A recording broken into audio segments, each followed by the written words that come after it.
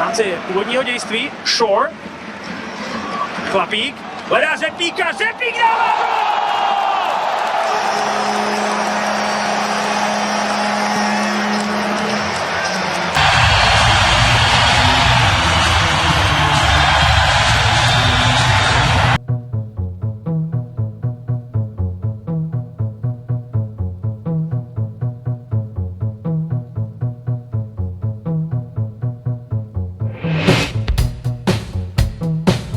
Od poloviny první třetiny Sparta byla horším týmem a byly to 2 zlaté body z utkání, ve kterém liberečtí byli lepší.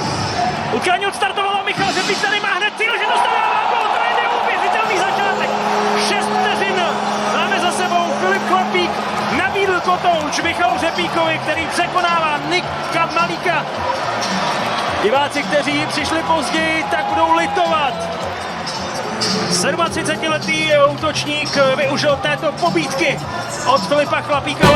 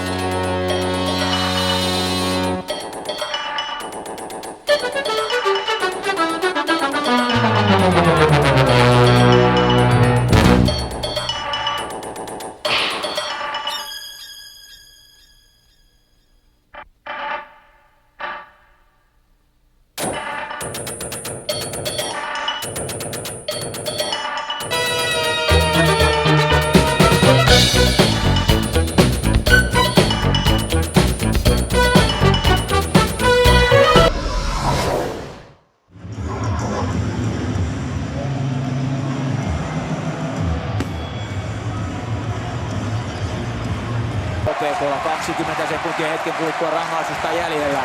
Yleisö lähtee mukaan, yleisö syttyy Pohjantähti Areenalla, kun Kerho pelaa ylivoimaa.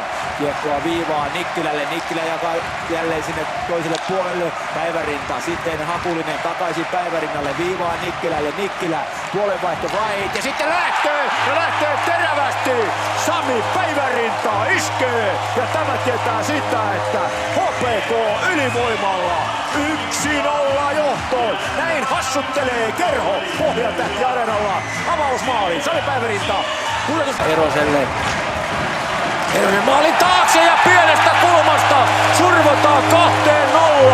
Olli Korhonen. Se pomppaa sieltä laidasta hiukan Korhoselle ja Korhonen käyttää paikan etukulmasta. 2-0. Täällä hassutellaan heti toisen erän alkajaisiksi Hämeenlinnassa. Olli Korhonen lisää lukemat 2-0.